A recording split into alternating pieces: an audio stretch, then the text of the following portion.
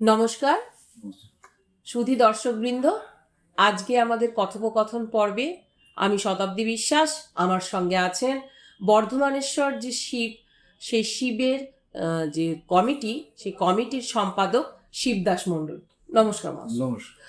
আমাদের এই কথোপকথন পর্বে এর আগে শিববাবু এসেছেন, তো আমরা আজকে শিবদাস বাবুর কাছে জানতে চাইবো যে দিকটা আমরা এর আগের কথোপকথন পর্বে আলোচনা করতে পারিনি, সেই দিকটা নিয়ে আমরা আজকে আলোকপাত করতে চাইবো।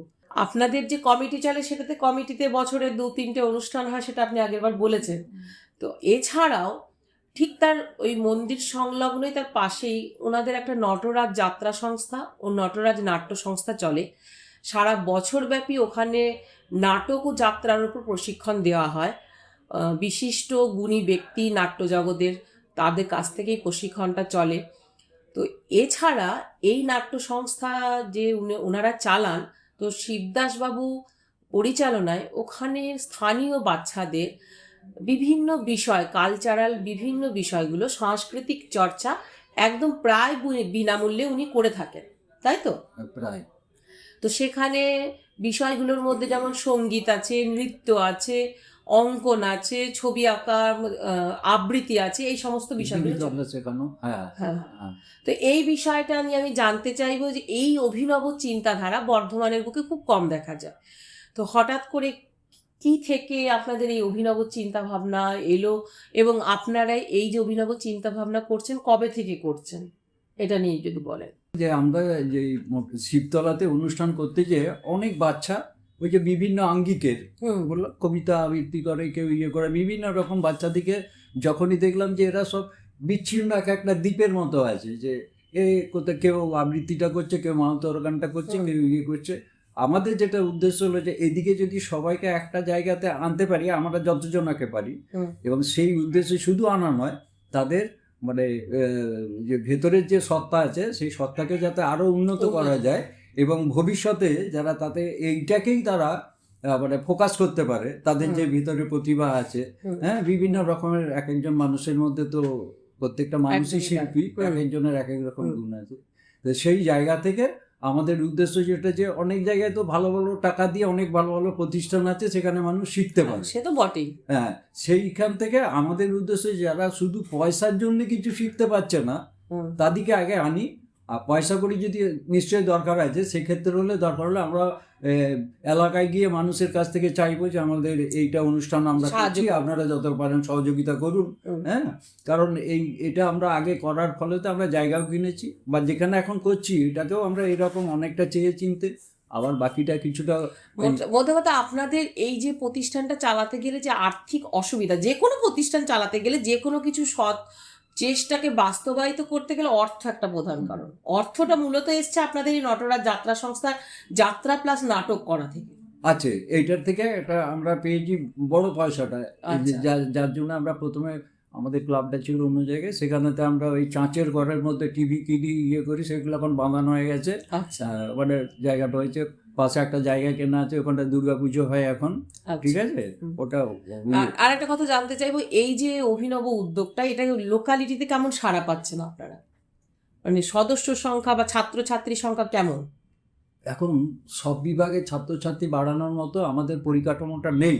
কোন কোন বিভাগ চালু হয়েছে আপনাদের? আমাদের এখন ওই মূলত গান, নাচ, আর প্রাথমিকভাবে যেটা আছে ওই ডুগি তবলা শেখা, আচ্ছা, আবৃত্তি, এগুলো এখন প্রাথমিকভাবে, এগুলো খুব বাড়াতে পারছি না আমরা। আমাদের ঘরের একটু জায়গায় যেরকম আছে সেই তুলনায় যে বিভাগ ভাগ করে ধরুন কোনো ক্লাস করার মতো, যেমন স্কুলে মানে একসঙ্গে হয়তো নাচও চলছে, গানও চলছে, ডুগি তবলা, এই জায়গার পরিসরের অভাব। আর সেই সঙ্গে যেটা অস্বীকার করার একদমই নেই, যে যারাই আসছেন তারা কেউ কিন্তু পয়সা পাবো এই লোভে আসছেন না, তাদেরও একটা মানসিকতা আছে। তাই সেই প্রশিক্ষকদের আমরা পাচ্ছি যে তাদেরও একটা সেবামূলক একটা তাদের মানসিকতা আছে, যার জন্য তারাও আমাদেরকে সহযোগিতা করছেন। এরা তো প্রশিক্ষকরা করছেনই, এবং সাধারণ মানুষ আছে, এবং তাদের যে বাড়ির সব বাচ্চারা আছে, আমরা সেই সমস্ত বাচ্চাদের যাদের দেওয়ার ক্ষমতা আছে তাদেরকে বলি আপনি আপনার সাধ্য মতো দিন। মানে কখনোই ফোর্স নয়, আর যে যে যেটা স্বেচ্ছায় দান করবে সেটাই নেওয়া হয়। আর একটা ন্যূনতম নেওয়া হয়, যেটা ধরুন ওই ইলেকট্রিকের বিল, তারপরে ওইখানেতে ধরুন পাতন বা ফ্যান চলবে গরমকালে। আবার আমরাই এবং আমাদের যারা রয়েছে তারাই উদ্যোগ নিয়ে আমরা কিছু কিছু জায়গায় যে পয়সা কড়ি পাই সেখান থেকে ওই বাচ্চাদের যাতে পোশাকও করে দেওয়া যায় তাদের কাছ থেকে, মানে কোনো রকম না কোনো পয়সা নিয়ে, সেটাও ইতিমধ্যে হয়েছে আমাদের। মানে ধরুন নাচের প্রোগ্রাম করছেন, নাচের প্রোগ্রাম করলে কিছু হয়তো অর্থকড়ি পাওয়া গেল, সব জায়গায় পাওয়া যায় না কিন্তু অনেক কিছু জায়গায় কিছু জায়গায় পাওয়া যায়, সেটা জমিয়ে রেখে নাচের পোশাক কিনে দেওয়া। এগুলো করেছেন? এগুলো করা হয়েছে এবং সেই বাচ্চারা বিভিন্ন জায়গায় অনুষ্ঠানও করেছে, সরকারি বেসরকারি পৌরসভা, বিভিন্ন ধরনের অনুষ্ঠান তারা এখনো করে বেড়াচ্ছে এবং আগামী দিনেও তাদের অনেক জায়গায় প্রোগ্রাম রয়েছে। মানে এটা একটা পজিটিভ দিক যে আপনারা শুধু কার্যে করেননি, বাস্তবে রূপায়ণ করেছেন। আর সব থেকে যেটা আমরা আনন্দ পাই, ওই বাচ্চাগুলো যখন মঞ্চে তাদের অনুষ্ঠান পরিবেশন করে, তাদের যে লাইনেরই হোক, তখন মনে হয় যে আমাদের মানে সামনে একটা ফুল খেলা করছে।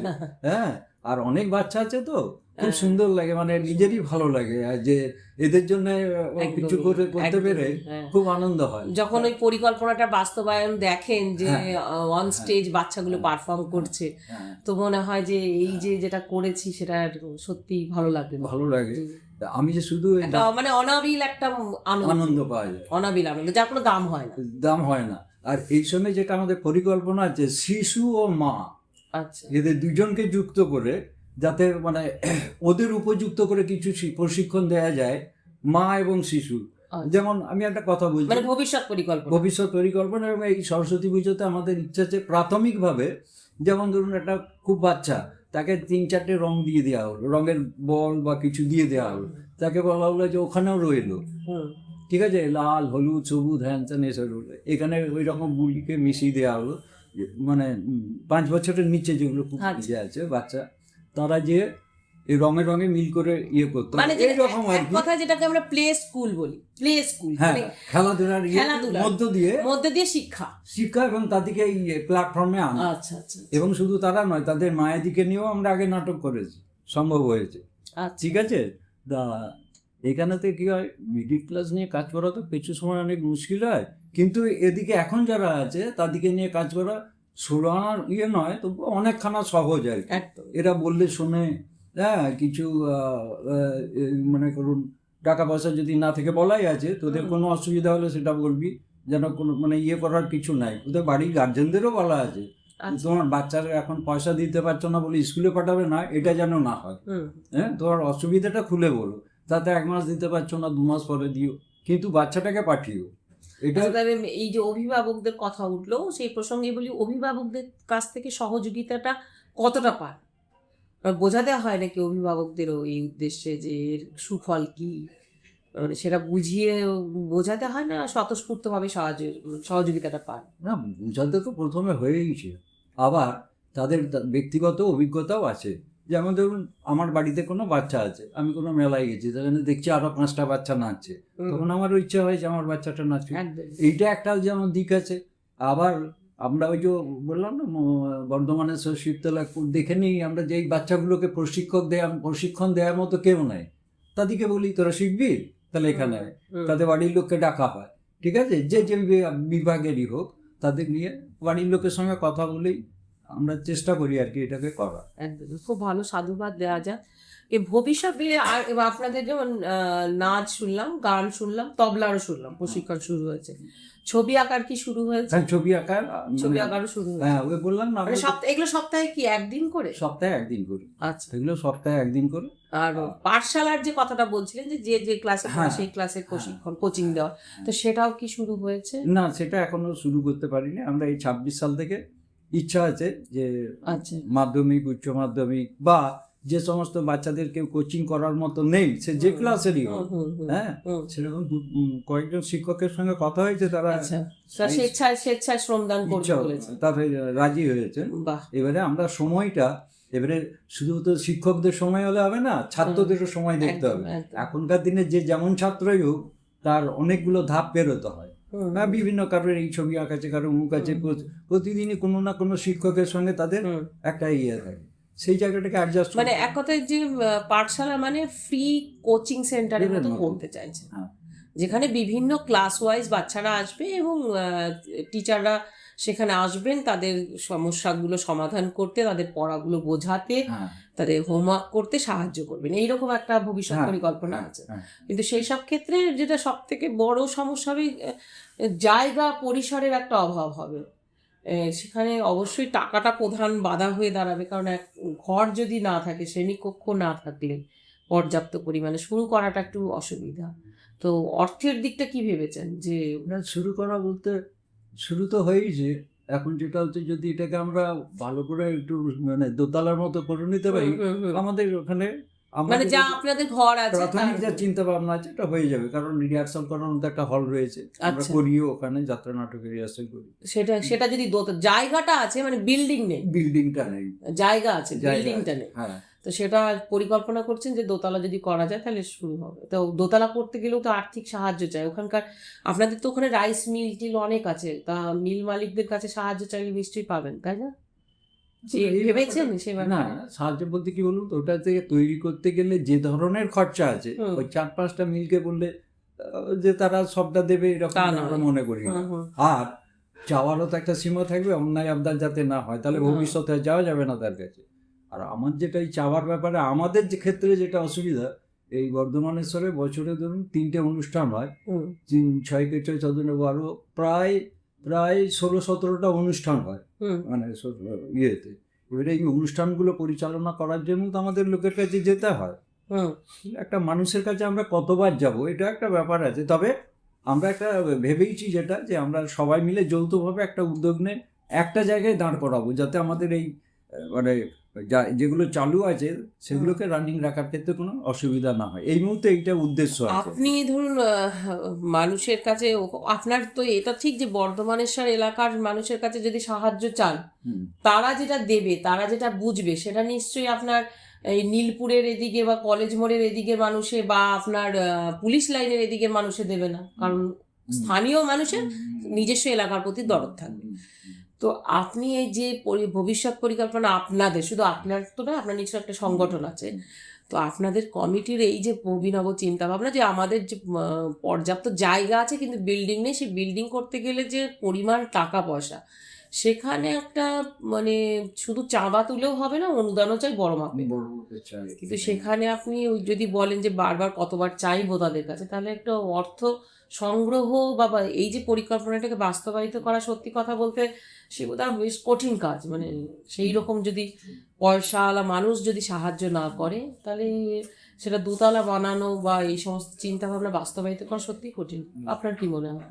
না, যদি উদ্যোগের লক্ষ্যটা ঠিক থাকে, সবসময় যে বড় লোকদের সাহায্য ছাড়া করা যাবে না এটা নয়, এটা আমি মনে করি না। তার কারণ হচ্ছে যেটা, যে আমরা যেটা দুটো ক্লাবের যাত্রা এবং নাটক দুটোই যে জায়গা কিনেছি, কারোর কোনো অনুদান নেই, আমরা একদম নিজেরা কাজ করেছি। না, সেটা আজ থেকে 32-33 বছর আগে জায়গার দামও কম ছিল, প্রচুর কম ছিল।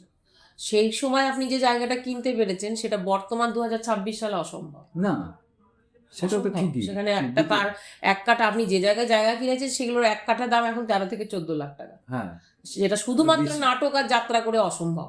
আর তা আমি তো সেটা কমও বললাম, এর থেকে আরো বেশি।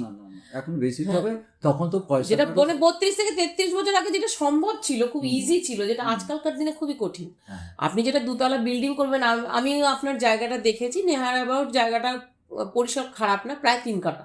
না, 3 কাঠা মতো হবে না, 1 কাঠার একটু বেশি আছে জায়গাটা, অনেক বড় মনে হয়, একটু লম্বাটে প্যাটার্নে জায়গাটা প্রায় 1.5 কাঠার উপর। সেখানে যদি বিল্ডিং দাঁড় করাতে যায়, তো আপনাদের এখানে কিছু যারা পয়সাওয়ালা মানুষের কাছে অনুদান নিতেই হবে। না না, নেবো না তা নয়, আমি কি বলছি, এই যে একবার গেলাম 2000 দিন 5000 দিন এরকম না করে আমরা যেটা ঠিক করি যে আপনার শিবরাত্রি মেলাটা তো এসে গেছে আমাদের, এবং ওই যেখানে ধরুন নটরাজ যাত্রা বা আমরা প্রশিক্ষণ কেন্দ্রগুলো রয়েছে, ওটা যারা পরিচালনা করে তাদের বেশিরভাগই আমাদের ওই শিবতলার সঙ্গে যুক্ত। আচ্ছা, তাহলে একসঙ্গে দুটো আদায় করতে গেলে একটা অসুবিধা হবে, যার জন্য আমরা ঠিক করি যে মেলাটা পেরিয়ে যায়, তারপরে আবার চৈত্র তো ওইটা আছে, তার মধ্যে আমরা এটা একটা ড্রাইভ দেবো, এটা একটা প্রাথমিক পরিকল্পনা, যে কিছু টাকা পয়সা না করলে না না, মানে এত অভিনব চিন্তা ভাবনাকে বাস্তবায়িত করতে গেলে মানে লজ্জা শরম করলে চলবে না, যে মনে করতে হবে যে সমাজের খাতিরে এটুকু করছি, এবং যারা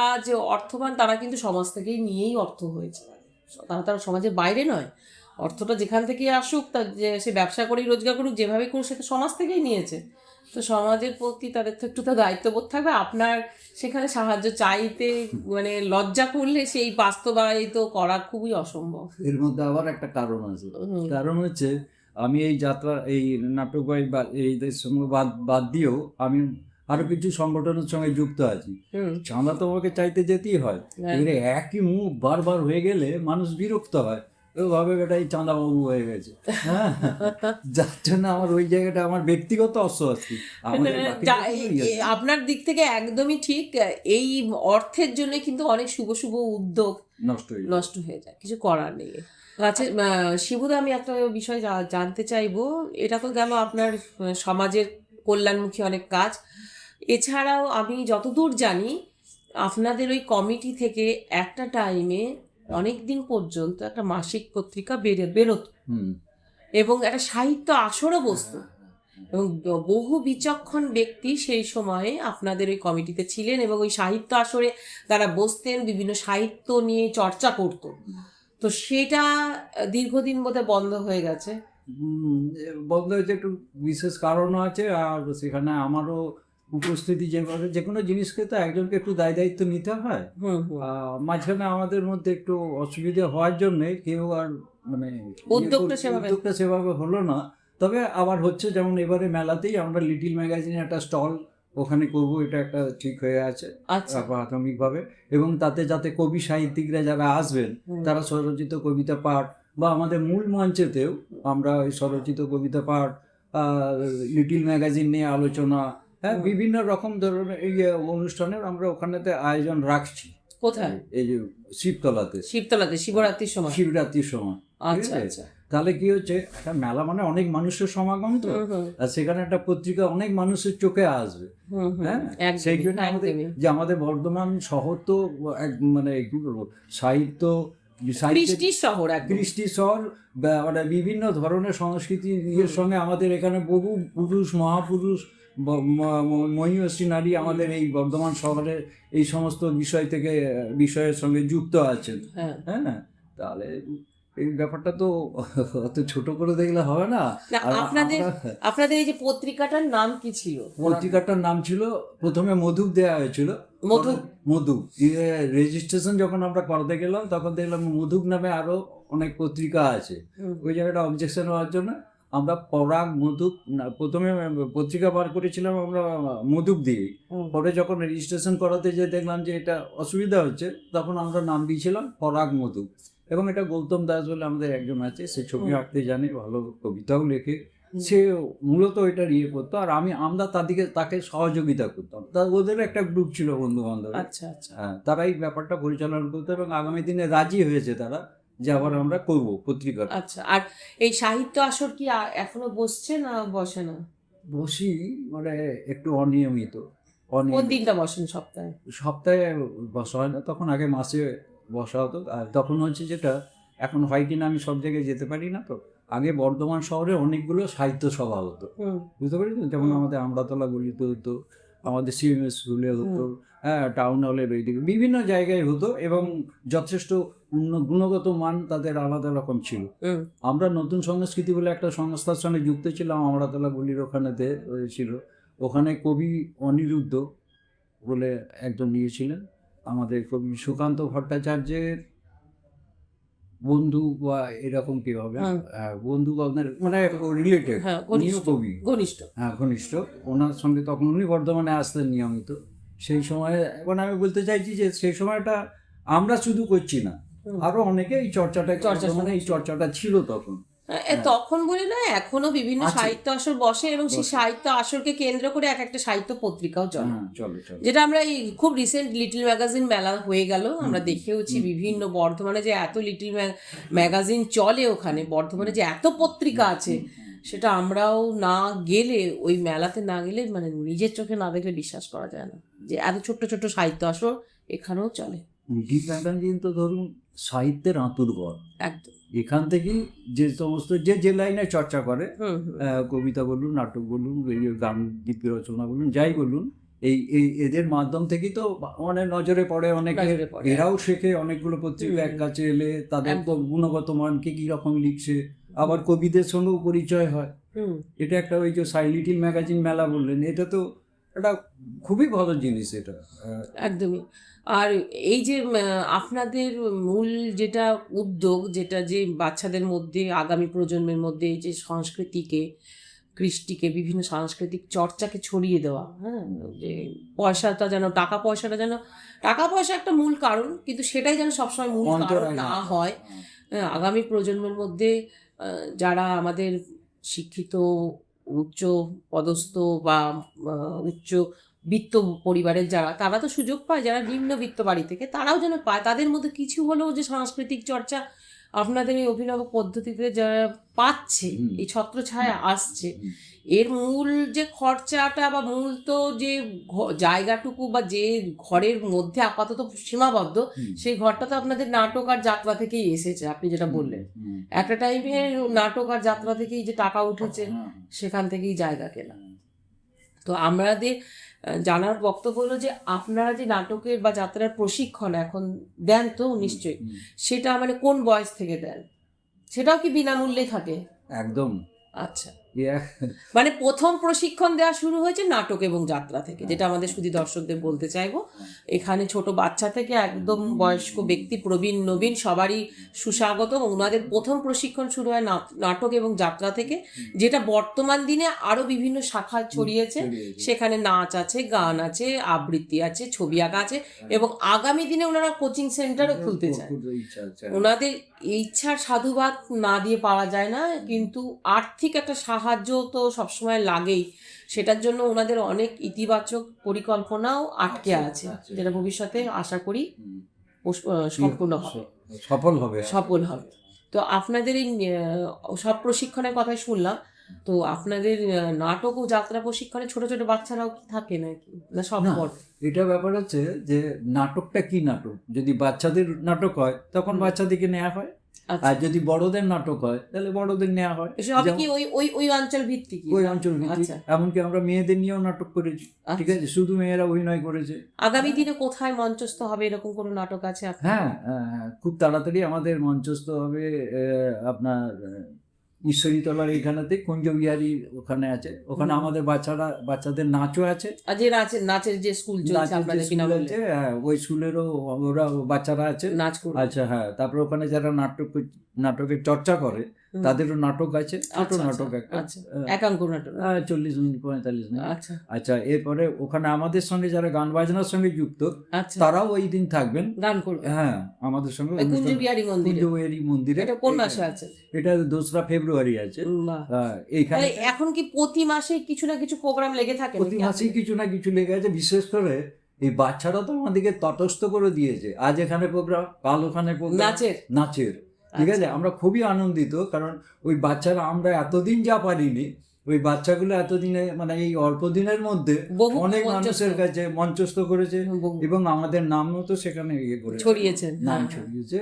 এটাও তো শুধু তো এক পক্ষ হয় না, এটা দু পক্ষেরই একটা ভূমিকা থাকে। একদমই।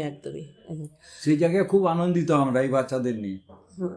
তো আমরা আমাদের দর্শকবৃন্দদের জানাতে চাইবো, শিবুদা বিভিন্ন সাংস্কৃতিক উদ্যোগগুলো নিয়েছে, এটা শিবুদার একটা পরিচয়, কিন্তু শিবুদা মূলত অভিনয়, মানে অভিনেতা, যাত্রা অভিনেতা। তো আমরা এর আগেরও কথোপকথন পর্বে শিবুদার কাছ থেকে একটা সংলাপ শুনেছিলাম। তো শিবুদা, আমরা আজকে আপনাকে ছাড়বো না, একটা সংলাপ আমাদের শুধু দর্শকবৃন্দদের শোনাতে হবে। তো আমরা আগের বার শাহজাহান থেকে শুনেছিলাম, সিরাজউদ্দৌলা। তো আজকে আপনার কাছে এইরকমই একটা যাত্রার সংলাপ শুনবো। যাত্রা বোধহয় আমাদের শুধু দর্শকবৃন্দরা এখন দেখার খুব একটা সুযোগও পান না, আর হয়ও না। গ্রাম বাংলার বুকে সেই রকম যাত্রার দিন খুব ফুরিয়েও গেছে, তো আমি আমাদের শুধু দর্শকবৃন্দদের কাছ থেকে অনুরোধ করবো আপনাকে যে আপনি একটা সংলাপ শোনান। যাত্রা নয়, নাটকেরই। এখন যে সময় চলছে তার আশা করি উপযুক্ত হবে। আচ্ছা, এটা একটা বিপ্লবী নাটক, নাটকটার নাম হচ্ছে আন্দোলন। এখানে এই আপনার তখনকার দিনে যে সমস্ত বিপ্লবীরা সরাসরি অংশগ্রহণ করেছিলেন তাদেরই নিয়ে একটা ছায়া অবলম্বনে একটা নাটক অগ্রদূতে, তার নাম হচ্ছে আন্দোলন। এখানে দু বন্ধুই বিপ্লবী, একজন সরাসরি বিপ্লবকে সমর্থন করে আর একজন হচ্ছে পুলিশের ছেলে, সে সমর্থন তো করেই কিন্তু সরাসরি বাবার ভয়ে বিপ্লবীদের সঙ্গে যোগাযোগ রাখতে পারছে না। একটি ছেলের নাম সন্তোষ, আরেকজনও বিপ্লবী। দুজনে কোন উত্তেজনাপূর্ণ কথাবার্তা হচ্ছে। তখন এক বন্ধু বলছে যে সন্তোষ তুই চুপ কর। বলছে পারছি না বন্ধু, পারছি না, আমি চোখ বন্ধ করলেই যেন দেখতে পাই কারা যেন আমার কানের কাছে এসে চুপি চুপি কথা বলে। কারা কথা বলে? ক্ষুদিরাম, প্রফুল্ল চাকি, বিনয়, বাদল, দীনেশ, চট্টগ্রামের অগ্নি শিশু, স্নাগ্নিক বীর মাস্টারদা, প্রীতিলতা, ওয়াদ্দেদার, যতীন্দ্রনাথ, চিত্তপ্রিয়, মনোরঞ্জন, এরা যেন চিৎকার করে বলে ওঠে জেগে ওঠো বাংলার যুব শক্তি। 33 কোটি ভারতবাসীকে যারা পদানত করে রেখেছে, কেড়ে নিয়েছে তাদের নৈতিক অধিকার, তাদের তোমরা চূর্ণ করে দাও, ভেঙে দাও ব্রিটিশ ভেনিয়ার ওই আকাশচুম্বী অহমিকা। ধন্যবাদ। বাহ, অসাধারণ। এর আগে আমরা সিরাজদৌল্লারও সংলাপ শুনেছি, যেন গায়ে লোম খাড়া হয়ে যায়। আমরা চাইবো যে এরকম সৌভাগ্য হোক। আপনাদের আগামী দিনে যে শিবরাত্রির অনুষ্ঠান থাকছে তাকে ডাকছেন তো, নাটক যাত্রা? হ্যাঁ, যাত্রা থাকে প্রতি বছরই, যাত্রা থাকবে, নাটক থাকবে। এখন সব প্রোগ্রামগুলো ঠিক হয়নি। আচ্ছা, সেটা নিয়ে আমরা একটা বিশেষ পর্ব করবো, যেদিন শুধু দর্শকবৃন্দকে জানিয়ে দেবো যে শিবরাত্রি উপলক্ষে কি কি অনুষ্ঠান আছে। তো শিবুদার মতো এরকম প্রায় লুপ্ত হয়ে যাচ্ছে মানুষের অগোচরে এরকম প্রতিভাকে আমাদের এই স্ট্রেট কাট নিউজের কথোপকথন পর্বে আমরা মাঝে মাঝে নিয়ে আসব, এবং শুধু দর্শকবৃন্দ আপনাদের কাছে সে সুযোগ করে দেব যে এই রকম গুণধর ব্যক্তিদের সংলাপ, নাটকের সংলাপ, যাত্রার সংলাপ আপনারা যাতে আগামী দিনেও শুনতে পারেন। এবং শিবুদা, আপনাকে স্ট্রেট কাট নিউজের পক্ষ থেকে, পুরো স্ট্রেট কাট নিউজের ফ্যামিলির পরিবারের পক্ষ থেকে আপনাকে আগামী দিনের আপনার যেই পথ চলা শুরু হয়েছে সেটা আরও সুন্দর হোক, আরও অভিনব চিন্তাভাবনা নিয়ে আসুন এবং আপনারা সফল হন এই আশা রাখি। আগামী দিন আপনাদের আরও জয়যাত্রা বেরোক আপনাদের কমিটির। আবার আসবেন এই নিউজ চ্যানেলে। এখানে তাহলে আমাদের এই কথোপকথন পর্ব শেষ করছি। আমার একটা বলার আছে যে আমরা তো একটা খুব ছোট্ট জায়গা থেকে ব্যক্তিগত ইয়েতে করছি, আর আপনারা যেটা করছেন এটা তো মানে তুলে এনে মালা গাঁথছেন। এই মালা গাঁথার কাজ যেন আপনাদের থাকে এবং এর যেন আরো ব্যাপ্তি ঘটে, আপনাদের উদ্দেশ্য যেন সফল হয়। হ্যাঁ, এবং যাদিকে নিয়ে করছেন তারাও যাতে এতে উপকৃত হন, এইটুকু আমি আশা করছি এবং আপনাদের চ্যানেলের আমি শ্রীবৃদ্ধি কামনা করছি। নমস্কার। হ্যাঁ, ধন্যবাদ। শুধু দর্শকবৃন্দ, এখানেই তার কথোপকথন পর্ব শেষ করছি। নমস্কার।